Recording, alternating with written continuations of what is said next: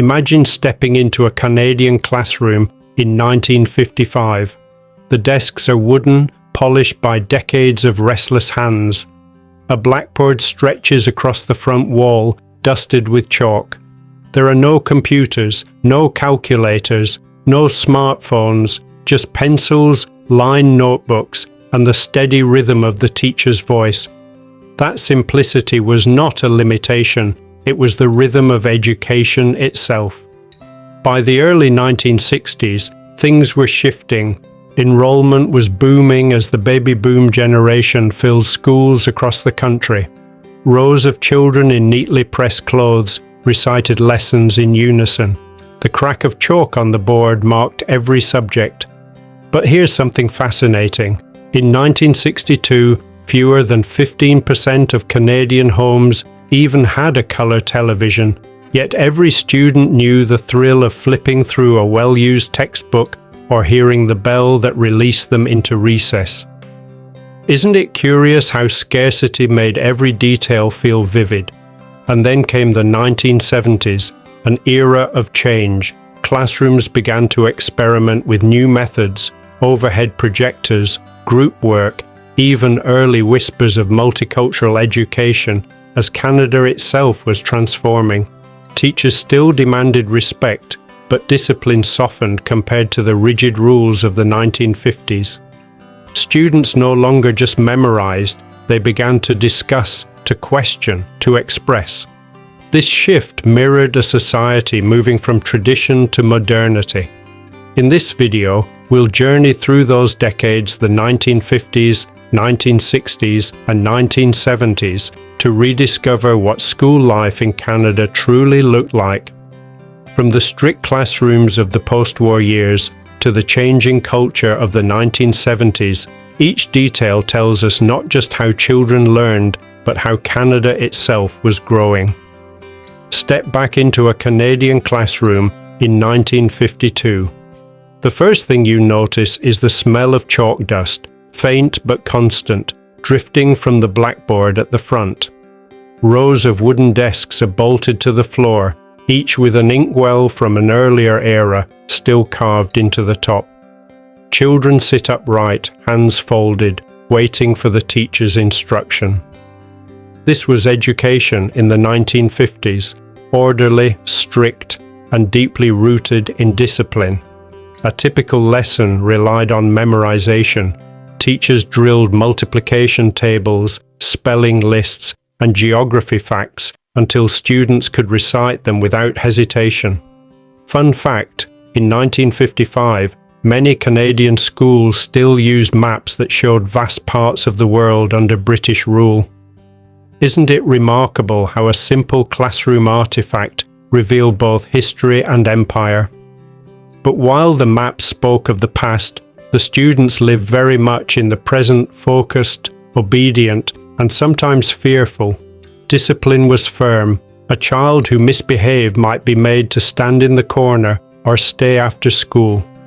In some schools, the ruler across the knuckles was still practiced. It sounds harsh today, but back then parents often supported teachers completely. The curiosity here is obvious. Did such strictness produce more respect or simply more silence? By the early 1960s, classrooms began to evolve. Desks were still lined in neat rows, but overhead projectors started to appear. Lessons included films shown on reel-to-reel projectors, flickering images that captivated students unused to moving pictures in school. Imagine being in 1964, watching a short science film while the projector hummed loudly behind you. It felt futuristic. Yet, beneath the novelty, rote learning still dominated.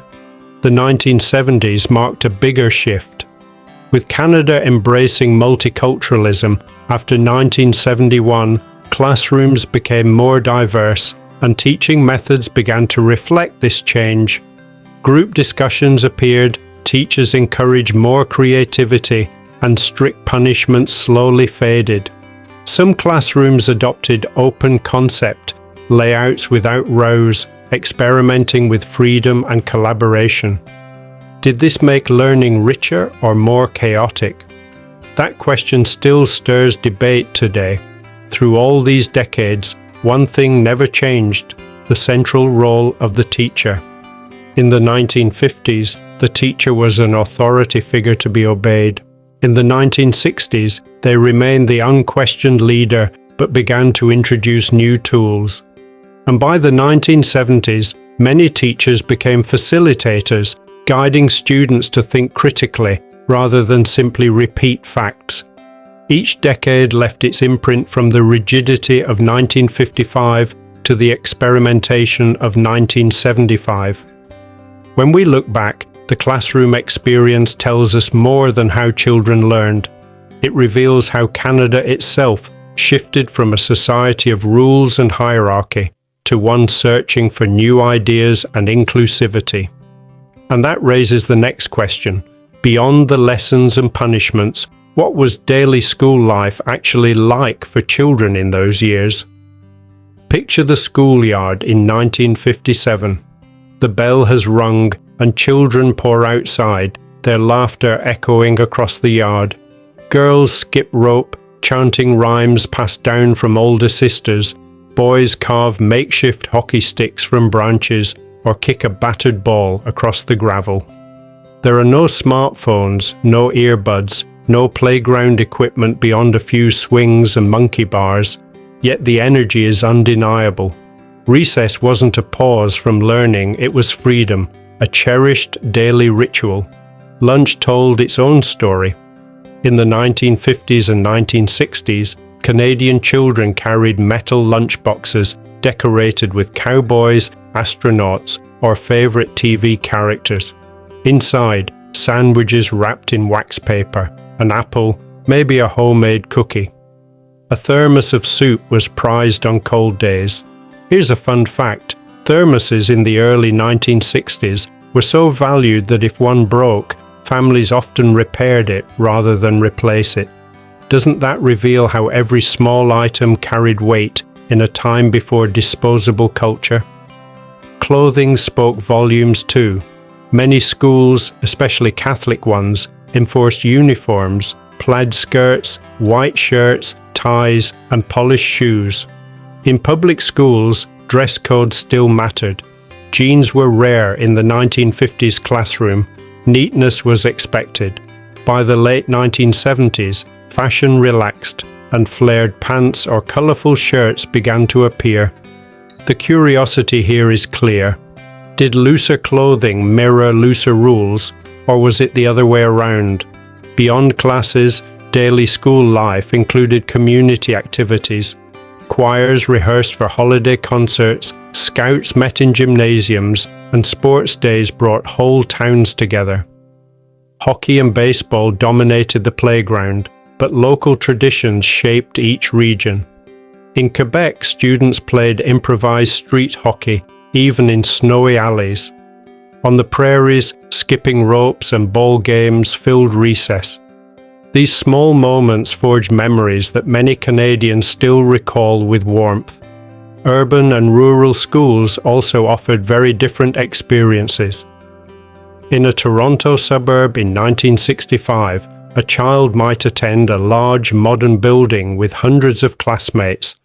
In a small prairie town that same year, another child might study in a one-room schoolhouse where grades 1 through 6 shared a single teacher. One environment felt modern, the other timeless, but both carried the same sense of belonging. Daily school life wasn't only about lessons, it was about rhythm, ritual, and community. From the clang of the morning bell to the quiet of after-school clubs, students in the 1950s, 1960s, and 1970s lived a routine both strict and deeply social. It may look simple from today's perspective, but for those who lived it, each moment the smell of soup in a thermos, the thrill of a recess hockey game, the pride of wearing a uniform, was a thread in the fabric of growing up Canadian. And yet, beyond these daily rhythms, schools reflected something even bigger, the culture and society of their time. Which subjects were taught? What values were emphasized? And how did world events enter the classroom? Those questions lead us straight into our next chapter. Walk into a Canadian classroom in 1955, and you'd see more than lessons on the board. You'd see the values of the time written in every subject. Reading, writing, and arithmetic formed the backbone, drilled daily until mastered. History often emphasized Britain and the Commonwealth, reflecting Canada's ties to empire. In many provinces, religion shaped the curriculum too, with Catholic schools blending faith and academics. The classroom wasn't just about facts, it was about molding characters. By the 1960s, the world outside began to press its way inside. The Cold War loomed, and students practiced duck and cover drills, crouching under desks in case of nuclear attack. Imagine the mix of fear and fascination in a 1962 classroom when headlines about the Cuban Missile Crisis echoed through hallways. These exercises left deep impressions, teaching children that global events could reach even their small town. Cultural life shifted as well. Libraries expanded, giving children access to Canadian authors alongside British and American classics. The 1967 centennial celebrations brought a wave of national pride, with schools highlighting Canadian history more than ever before. Students sang "O Canada," raised the maple leaf flag, and felt part of a country finding its own identity. Isn't it striking how a classroom ritual could echo an entire nation's coming of age? Then came the 1970s, a time of social transformation. After 1971, multiculturalism became official Canadian policy, and schools gradually reflected it. Children of immigrant families saw their languages and traditions acknowledged. Textbooks diversified, though slowly, moving beyond a single narrative of history. Discipline softened, creativity was encouraged, and group projects gained ground. This mirrored a society shifting from uniformity toward diversity, from strict hierarchy toward dialogue. Looking back, classrooms were never isolated spaces. They absorbed the concerns, hopes, and identity of Canada itself. From Cold War drills to multicultural textbooks, from hymns of empire to songs of Canadian pride, every lesson carried traces of a larger story. And that story continues to shape how we remember those decades of education. Looking back at Canadian schools in the 1950s, 1960s, and 1970s is like opening a time capsule. Each decade tells its own story. The 1950s brought strict order, wooden desks, chalkboards, and lessons drilled into memory. The 1960s added new tools, films and projectors, while the Cold War cast long shadows through safety drills. The 1970s ushered in change, open classrooms, softer discipline, and the first signs of multiculturalism shaping Canadian identity. Yet through all these years, one constant remained.